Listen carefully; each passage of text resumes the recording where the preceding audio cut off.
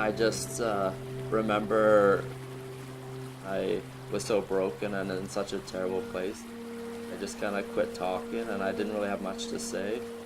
I couldn't hold a conversation. I just kind of had one word answers. Things got worse and worse for me, to the point where I just thought I was breathing other people's air and was in such a bad spot that I decided to end my life. My name is Simon, and this is my story.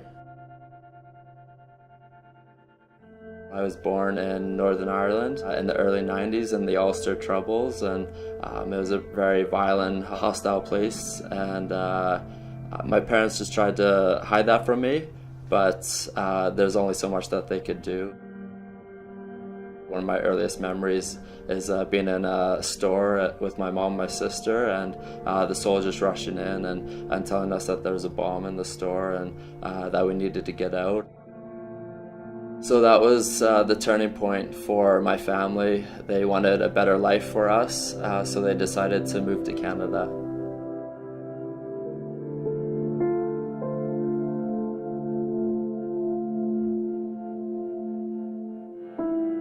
I was born into a Christian family. I remember going to Sunday school as a kid and just loving the Bible stories. And when I was 5 years old, I went to my mom and asked her, can I become a Christian? And she led me through the sinner's prayer that night. When I was 9, I moved to Abbotsford, and we went to the same kind of church that we did in Ireland, because that's where all the Irish folk were. So I remember the pastor sharing about the love of Jesus and God is good and love your neighbor as yourself, but I just remember feeling no love at that church. And even at a young age, in my early teens, just thinking that this whole thing is a joke.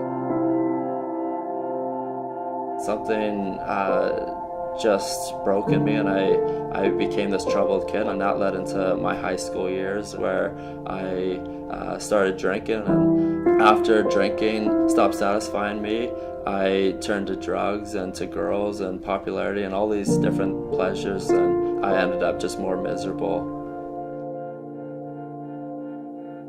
I also grew up in an abusive family and was verbally and physically abused, and always praying to God and just pleading to God to rescue me from that, and I felt like He never did. So my faith turned into just hating God and resenting God for not taking care of me.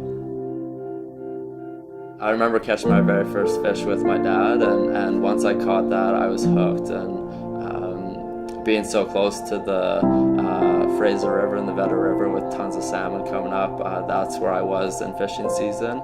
Especially when I decided that I didn't want to go to church in my teenage years anymore. I'd wake up early on Sundays at 6 o'clock before everyone was up, and I would head out fishing so I wouldn't have to go to church. And there's something about being on that river alone and just you against some fish and trying to catch them, that and just being in nature, that was a bit of an escape for me, and a break from people and my troubles and my problems.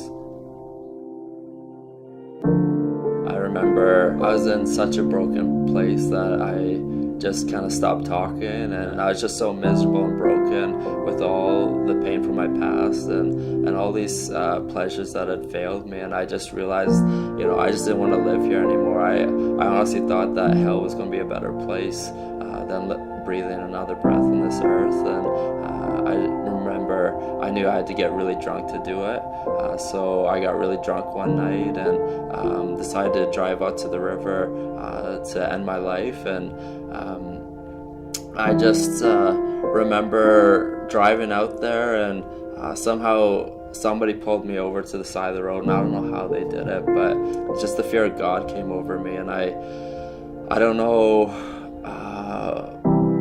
really what that was, but I wasn't scared of the cops or getting arrested or even dying. I was in such a terrible place, but I remember just being so afraid, and I woke up in my bed the next morning, and my truck was in the driveway, and my phone was ringing, and it was my sister, and my sister invited me out to church for the very first time.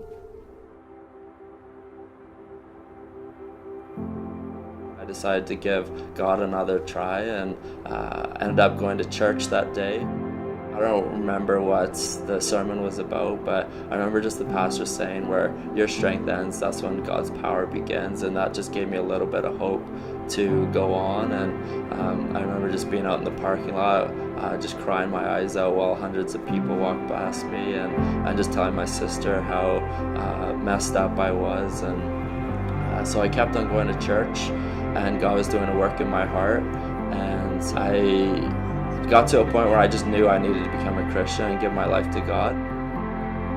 I was at a youth church meeting one night, and God was really speaking to my heart and just softening me, and there was a response time, and I'd never asked for prayer in my life, but that night I just felt God telling me that I needed to go for prayer, and I finally decided to go.